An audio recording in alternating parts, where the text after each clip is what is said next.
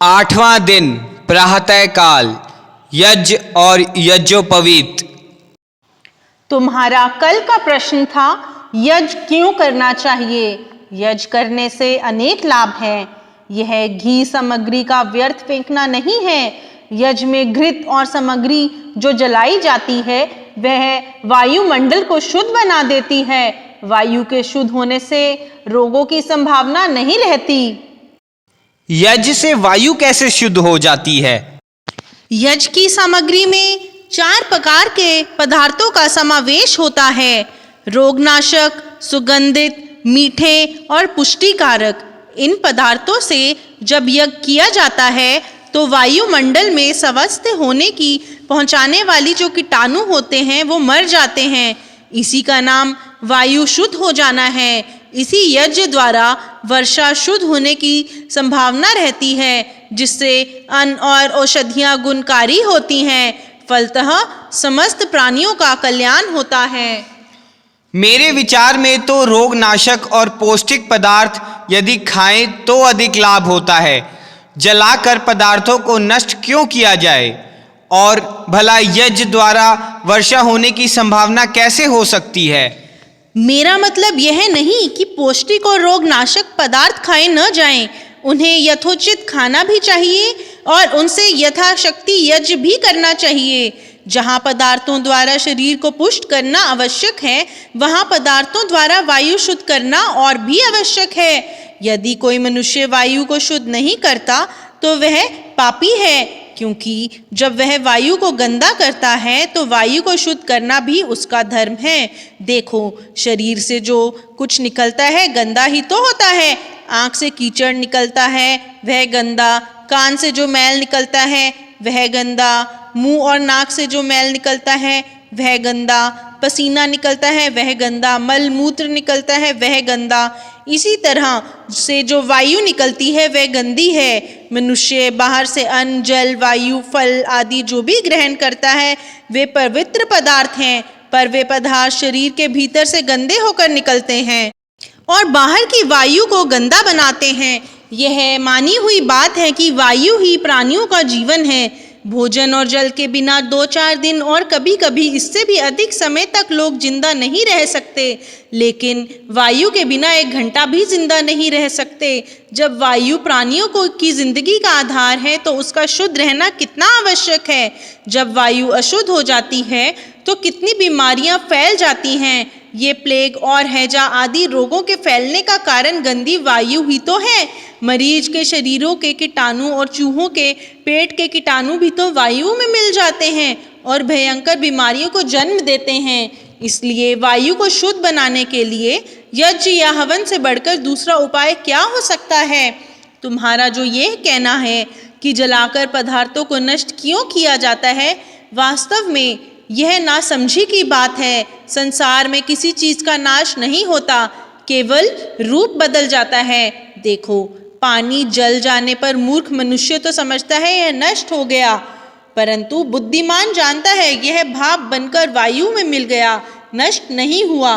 इसी प्रकार यज्ञ की सामग्री जलकर नष्ट नहीं होती, वह सूक्ष्म होकर वायु का संशोधन करने तथा वायु में मिली हुई भाप को शुद्ध बादल के रूप में जमाने का कार्य करती है।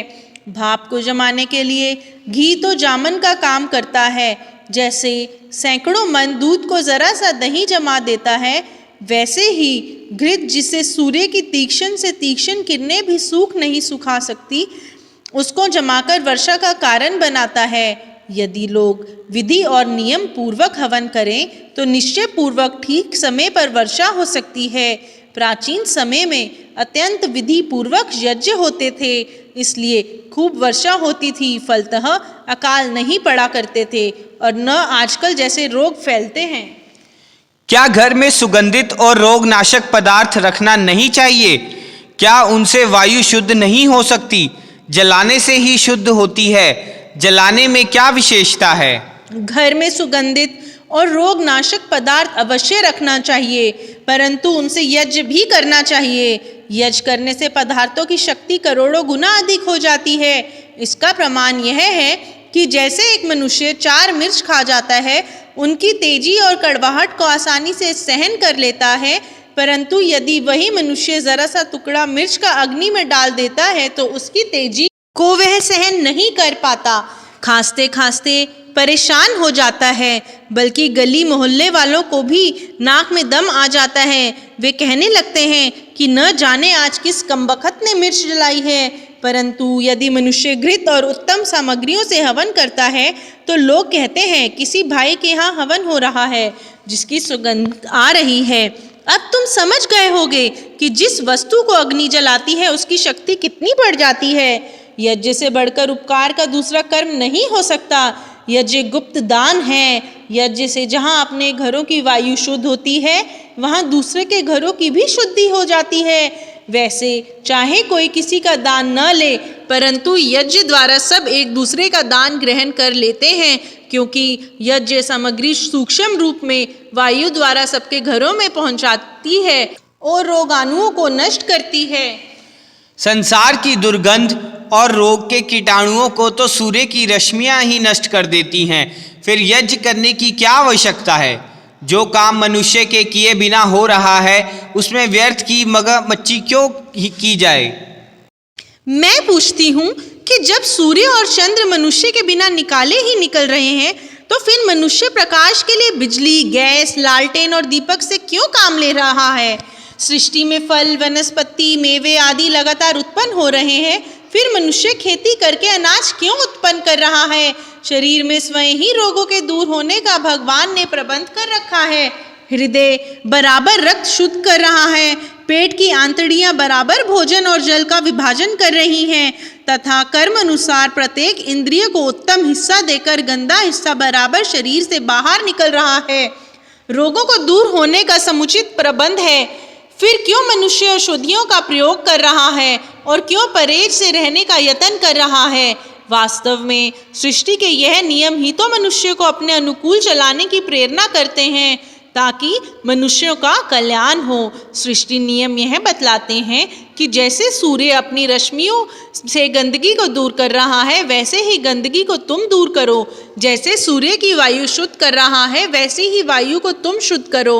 यह यज्ञ आदि परोपकार के काम करने में सृष्टि नियम प्रबल प्रमाण का प्रत्यक्ष परिचय दे रहे हैं। अच्छा, यज्ञ करते हुए मंत्र क्यों पढ़ते हैं? मंत्रों में यज्ञों का लाभ वर्णन किया है, उन्हें श्रोतागणों को सुनाया जाता है। दूसरे मंत्र कंठस्थ रहते हैं, फलतः वेद की रक्षा होती है। तीसरे, जिस चीज को बार बार पढ़ा जाता है उसमें श्रद्धा भी हो जाती है। श्रद्धा हो जाने पर कार्य में प्रवृत्ति बनी रहती है। कार्य में प्रवृत्ति बनी रहने से आत्मा पर कर्म कांड के उत्तम संस्कार पड़ते रहने के कारण मनुष्य अपने जीवन के उद्देश्य तक पहुंच जाता है। अच्छा मित्र, यह बात तो समाप्त हुई। अब यह बताओ, यज्ञोपवीत पहनने से क्या लाभ है?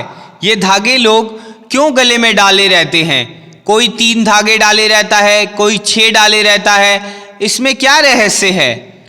यज्ञोपवीत को प्रतिज्ञा सूत्र या व्रत बंध भी कहा जाता है।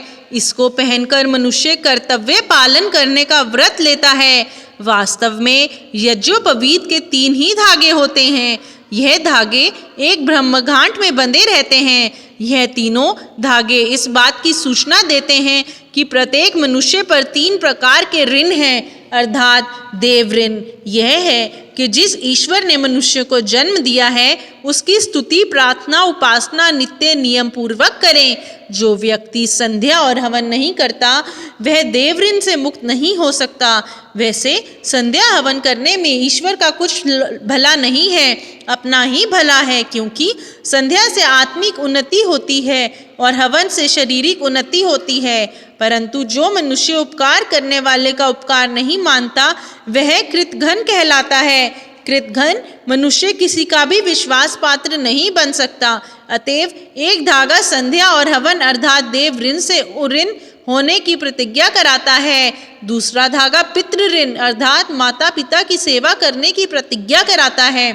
तीसरा धागा ऋषि ऋण से मुक्ति होने की प्रतिज्ञा कराता है, अर्थात जिस गुरु या आचार्य ने विद्या अध्ययन एवं अपनी शिक्षाओं और सदुपदेशों से सन्मार्ग दिखाया है उसकी सेवा सदैव करनी चाहिए, यह सिखाता है। और भी अनेक सूक्ष्म बातें हैं जिनकी प्रतिज्ञा ये त्रिसूत्र या जनेऊ कहलाता है, जैसे ज्ञान, कर्म और उपासना, ये 3 साधन ईश्वर प्राप्ति के हैं। यज्ञोपवीत पहनकर मनुष्य कहता है कि मैं ज्ञान, कर्म, उपासना से ईश्वर की प्राप्ति करूँगा। मैं जागृत, स्वप्न और सुपुष्टि अवस्थाओं को पूर्ण करके तुरीय अवस्था से प्रभु से मेल करूँगा। प्रकृति के सत, रज, तम 3 गुणों से यथावत लाभ उठाता हुआ जीवन के उद्देश्य परमात्मा से संबंध जोड़ूंगा। मैं बड़े, छोटे और बराबर वालों से ठीक ठीक बर्ताव करूंगा, अर्थात बड़ों का आदर, बराबर वालों से प्रेम और छोटों पर दया करूंगी। ऐसे अनेक महत्वपूर्ण बातों का प्रतिज्ञाबद्ध आदर्श यज्ञोपवीत सामने रखता है। तुम्हारा यह कहना है कि यज्ञोपवीत के 3 ही धागे होते हैं, झूठा है। मैंने सैकड़ों को 6 धागों का पहनते हुए देखा है। दूसरे, जितनी भी प्रतिज्ञा की बातें तुमने कही हैं उन्हें वैसे ही याद रखा जा सकता है। इन धागों के बंधन में मनुष्य को क्यों बांधा जाए? यह मैं मानती हूँ। तुमने 6 धागों का यज्ञोपवीत पहनते हुए लोगों को अवश्य देखा होगा, परंतु वास्तव में तार 3 ही होते हैं। प्राचीन काल में यज्ञोपवीत स्त्रियां भी पहनती थी और वेदादित सत्शास्त्रों का अध्ययन करती थी, परंतु काल चक्र के प्रवाह से स्वार्थी पुरुष समाज ने स्त्रियों के यज्ञोपवीत पहनने और वेदाध्ययन करने का अधिकार छीन लिया। जो स्त्रियों का यज्ञोपवीत था वह भी अपने ही गले में डालने लगे, परंतु अब ऋषि दयानंद की कृपा से स्त्रियों को पुनः यज्ञोपवीत और वेदित शास्त्र के अध्ययन करने का अधिकार प्राप्त हो गया है। फलतः लाखों आर्य भाई और बहनें त्रिसूत्र पहनने लगे हैं। कोई भी आर्य पुरुष 6 तारों को जनेऊ नहीं पहनाता। हाँ, जो स्त्रियां की उन्नति तथा शिक्षा के विरोधी हैं वे 6 तार का जनेऊ अवश्य पहनते हैं। रही यह बात कि जितनी प्रतिज्ञा की बातें हैं उन्हें वैसे ही याद कर लिया जाए, व्यर्थ ही गले में तारों का बंधन क्यों डाला जाए? भाई, यह तो बात हुई कि पुलिस के सिपाही को उसके कर्तव्य संबंधी सभी बात सिखा दी जाए, परंतु उससे पहनने को वर्दी और चपरास न दिया जाए। वर्दी और चपरास के बंधन से सिपाही का फायदा ही क्या है? मैं पूछती हूँ कि सिपाही के चपरास और वर्दी न पहनने पर पब्लिक के आदमी में और उसमें क्या अंतर रहेगा? और यह जाना भी कैसे जाएगा कि वह सिपाही है? लोग उसका रौब भी किस तरह मानेंगे?